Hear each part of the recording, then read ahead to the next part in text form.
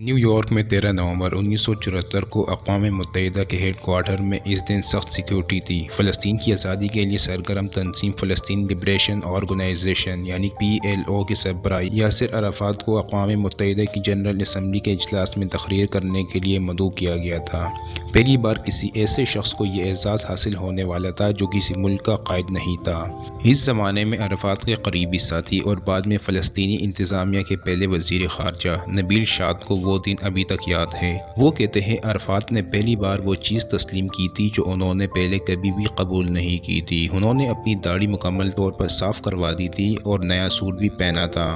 خاکی suit بہت سلیقے سے استری کیا گیا تھا اور وہ بالکل چمک رہے تھے۔ آج کی اس ویڈیو میں آپ کو یاسر عرفات کے بارے میں بتایا جائے گا اور وہ واقعہ بھی شیئر کیا جائے گا جب بینظیر بھٹو نے یاسر عرفات سے ہاتھ ملانے سے منع کیا تو فلسطینی رہنما نے بینظیر بھٹو کے ساتھ کیا کیا۔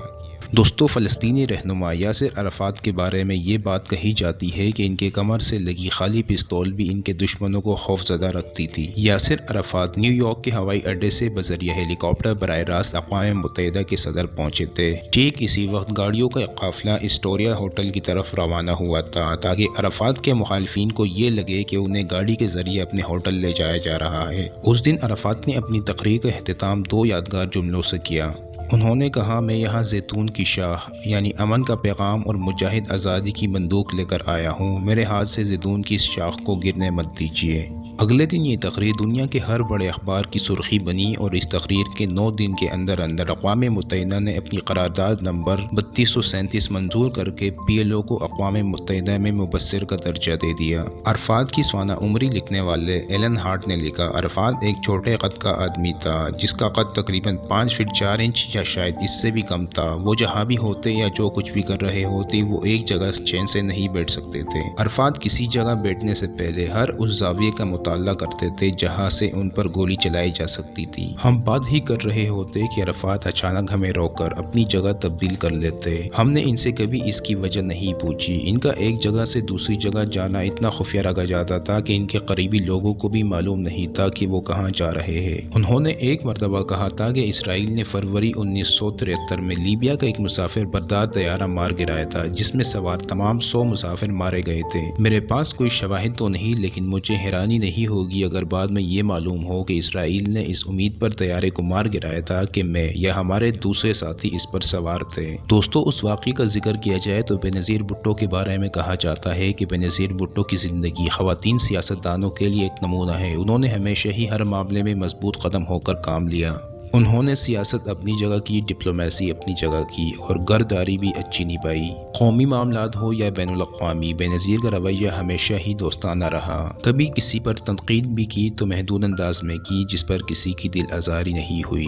بینظیر نے اپنے کچھ اصول بنا رکھے تھے، وہ جب تک زندہ رہی انہوں نے اپنے اصول کی پاسداری کی جس کی وجہ سے عوام نے بھی انہیں پسند کیا اور ان کے لیے ووٹ کا ہاتھ بڑھایا۔ پاکستانی معاشرے میں یہ رواج عام ہے کہ کوئی بھی خاتون کسی مرد سے ہاتھ نہیں ملاتی، لیکن اب یہ رواج کم ہوتا جا رہا ہے۔ جب بینظیر بھٹو وزیر اعظم تھی تو انہوں نے اپنے چیف آف پروٹوکول ارشد سمیع خان کو یہ ہدایت دے رکھی تھی کہ میں کسی مرد لیڈر سے ہاتھ نہیں ملاتی، لہٰذا اس بات کا خیال رکھا جائے۔ لیکن ایک وقت ایسا آیا کہ بینظیر کا یہ اصول ٹوٹ گیا اور انہیں مجبوراً کسی مرد سے ہاتھ ملانا پڑا۔ بینظیر بھٹو نے کس سے ہاتھ ملایا؟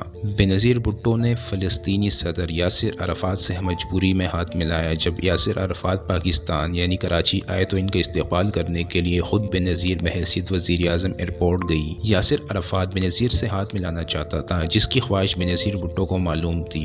ایک رپورٹ کے مطابق بینظیر کے چیف آف پروٹوکول ارشد سمیع خان اپنی کتاب 3 Presidents and an Aide میں بتاتے ہیں کہ یہ چیف آف پروٹوکول کی ذمہ داری ہے کہ وہ جہاز کے اندر جائے اور بیرون ملک سے آنے والے مہمان کو خوش آمدید کہیں۔ میں یاسر عرفات کے جہاز کی سیڑھیاں چڑھ ہی رہا تھا کہ بینظیر نے مجھے بلایا اور میرے کان میں کہا کہ عرفات کو یاد دلانا مت بھولنا کہ میں مردوں سے ہاتھ نہیں ملاتی۔ جیسے ہی عرفات अरफात से मुलाकात हुई, मैंने इनसे कहा, एक्सीलेंस, बेनज़ीर भुट्टो नीचे आपके इस्तकबाल के लिए खड़ी है। मैं आपको सिर्फ ये याद दिलाने आया हूँ कि वो मर्दों से मुसाफहा यानी हाथ नहीं मिलाती। जिस पर अरफात ने मुझे कहा, हाँ, मुझे इस बारे में कई बार बताया जा चुका है, ताहम याद दिलाने का शुक्रिया। लेकिन यासिर अरफात के उतरते ही मैंने देखा कि उन्होंने बेनज़ीर से मुसाफा करने के लिए अपना हाथ बढ़ा दिया। बेनज़ीर भुट्टो ने मुझे तेज नजरों से घूरते हुए अरफात की तरफ अपना हाथ बढ़ा दिया। अभी हम चल ही रहे थे कि उन्होंने मुझसे उर्दू में सरगोशी की ताकि अरफात न समझ सके कि आपने उन्हें नहीं बताया कि मैं मर्दों से हाथ नहीं मिलाती। इससे पहले कि मैं जवाब देता, अरफात ने शरारती मुस्कुराहट के साथ कहा, शुक्र अदा करें मैंने आपको बोसा नहीं दिया। ये अरबी रस्म है कि जो भी मेरे इस्तकबाल के लिए आता है मैं इसके गाल चूमता हूँ, एक बार नहीं 2 बार, और वो भी दोनों गालों पर। हम तीनों हंस पड़े और सलामी वाले स्टेज की तरफ बढ़ गए। नाजरीन, ये वो वाक़या था जिस वक्त बेनज़ीर ने अपना उसूल तोड़ा, लेकिन इसके अलावा उन्होंने कभी भी अपने बनाए गए उसूल व ज़वाबित से मुंह नहीं मोड़ा। दोस्तों, इसके साथ ही आज की इस वीडियो का अख्तिताम होता है। मज़ीद इस तरह की वीडियो के लिए हमारा चैनल सब्सक्राइब करना ना भूलिए।